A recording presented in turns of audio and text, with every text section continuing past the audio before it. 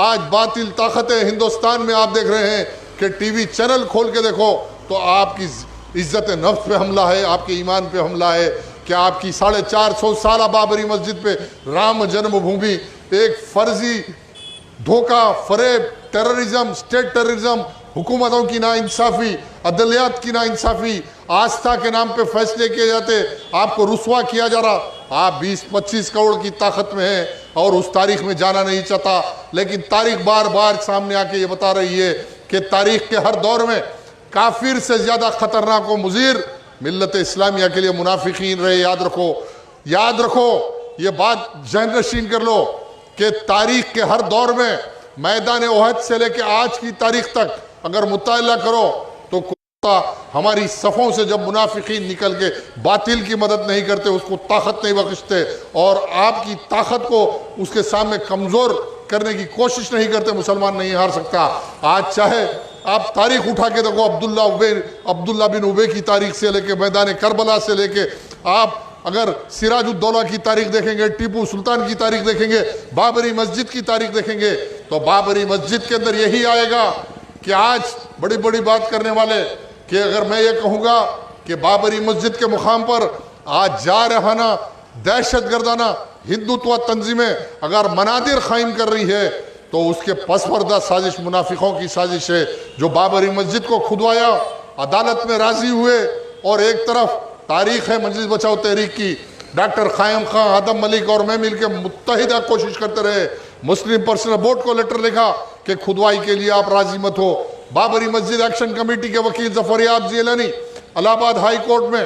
5 مارچ 2003 کو بابری مسجد کی کھدوائی کے لیے جب راضی نامہ دیا، بابری مسجد کھدوا کر فرضی شواہد نکالے گئے اور فرضی شواہد کی بنیاد پہ عدالتوں کے اندر ثابت کیا گیا کہ اس مسجد کے نیچے کچھ تھا اور یہاں فرضی شواہد کی بنیاد پہ آستھا کے نام پہ ہندوستان میں دیا گیا. آج ڈھنڈورا پیٹا جا رہا، رسوا کیا جا رہا اور باور کیا جا رہا ہے کہ یہ حق ہے. یاد رکھو تم آج بنائے ہو 4000 سال گزر جائیں گے، مسلمان نہیں بھولے گا اس بات کو، صدیاں گزر جائے گی، ہزاروں سال گزر جائیں گے، مسلمان پھر ایک بار غالب ہوگا اور جب ہی غالب ہوگا وَلَا تَهْنُوا وَلَا تَحْزُنُوا وَأَنْتُمُ الْأَعْلَوْنَ إِن كُنتُم مُؤْمِنِينَ. یاد رکھو قرآن کے پیغام کو، یاد رکھو کہ وَلَا تَهْنُوا وَلَا تَحْزُنُوا وَأَنْتُمُ الْأَعْلَوْنَ إِن كُنتُم مُؤْمِنِينَ. بے شک سستی مت کرو، جد و جہد کرو، تم ہی غالب ہوگے. شرط یہ ہے کہ تم مومن بنو، شرط یہ ہے کہ مومن بنو. اگر ہندوستان میں 20 کروڑ مسلمان اور یہ حالات، یاد رکھو مٹھی بھر مسلمان نکلے تھے، اسپین کو، اندلس کو فتح کیے تھے طارق بن زیاد کی شکل میں. وہ کیا تھا؟ ان کا تقویٰ تھا، ان کا ایمان تھا، اللہ سے وابستگی تھی. آج ہم کروڑوں ہے کہ غالب نہیں ہو سکتے تو ہم میں کمزوری ہے اور ہماری صفوں میں کمزوری ہے. بات جہاں مسلمانوں کے اتحاد کی بات آئے گی، میں پیغام دے رہا ہوں تحریک کے پلیٹ فارم سے، ہر اتحاد کو گلے لگا لیں گے جو ملت کے مفاد میں ہوگا، اللہ کے لیے ہوگا.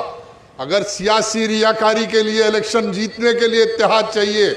اپنی دولت کمانے کے لیے اتحاد چاہیے، اپنے اقتدار کو بچانے کے لیے اتحاد چاہیے اور ملت کے شیرازے کو پارا پارا کر کے جس طرح بوکسنگ کر کے الیکشن جیت کے ثابت کیا جا رہا ہے یہ ملت کا اتحاد ہے، تو ایسے اتحاد کو تحریک ماننے والی نہیں ہے. پولنگ بوتوں پہ فرضی کراؤ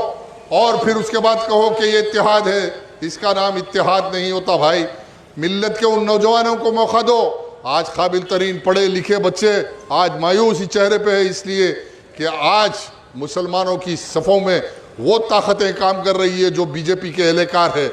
آج مسلمانوں کی جماعتوں میں وہ لوگ اقتدار پہ ہے دولت کی بنیاد پہ جو آج امیت شاہ کے لوگ ہیں. آج مودی RSS کا جال ہندوستان کے مدرسوں میں پہنچ گیا. آج ایسے ایسے لوگ خاموش بیٹھے ہوئے ہیں کہ منہ کھولنے کے لیے تیار نہیں، اس لیے کہ اگر میں منہ کھول کے بولوں تو میرے کو جیل جانا پڑے گا،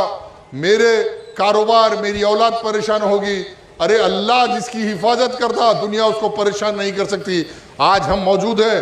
ارے آج میں چیلنج کر رہا ہوں تمام بی جے پی RSS کو. ارے ہم کل بھی کہے تھے کہ ہم ہندوستان میں بابری مسجد کے مقدمے کے فیصلے کو نہیں مانتے. میں پھر آج کہہ رہا ہوں اس جلسے میں کہ میں اس سپریم کورٹ کے فیصلے سے انکار کرتا ہوں اور ہونا تو یہ چاہیے تھا کہ ملت کے ذمہ دار مسلم پرسنل بورڈ اور ان کے ذمہ داروں کو انٹرنیشنل کورٹ کو جانا تھا جس دن فیصلہ آیا اور فیصلہ آتے ہی 10 منٹ میں میڈیا میں آیا، پریس میں آیا، اعلان کرا کہ ہم اس فیصلے کو نہیں مانتے، تو دوسری طرف دیکھو، میں نام لینا نہیں چاہتا، انتشار برپا کرنا نہیں چاہتا، بڑے بڑے خداور جماعتوں کے ذمہ دار آئے اور کہنے لگے کہ اب عدالت کا فیصلہ آیا مان لو۔ ارے میاں، یہ عدالت کا فیصلہ آستھا کی بنیاد پہ آیا، عدالت کا فیصلہ کوئی قانون و آئین کی بنیاد پہ، جو ملک کا آئین ہے، آئین کی بنیاد پہ نہیں آیا۔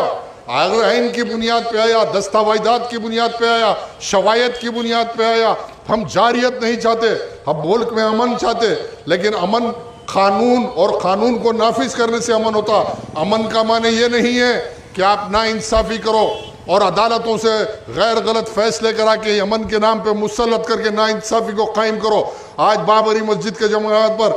ہندوستان کی تاریخ اور انصاف کے نام پہ کلنک کا نام رام مندر ہے ہندوستان میں، یاد رکھو۔ ہندوستان میں اگر کلنک ہے تو ہندوتوا آئین کے نام پہ کلنک ہے، ہندوستان کے انصاف کے نام پہ اگر کوئی کلنک ہے تو رام جنم بھومی کا فیصلہ وہ ایک کلنک ہے ہندوستان کے لیے۔ بڑی بڑی جماعتوں کے ذمہ دار آئے، ہوم منسٹر نے بلایا، ٹیبل پہ بیٹھ کے ہاتھ جوڑ کے بریانی کھا کے نمستے کر کے کہنے لگے ہم مان لیے فیصلہ۔ ارے واہ، کل اس دربار میں تو تم مان لیے،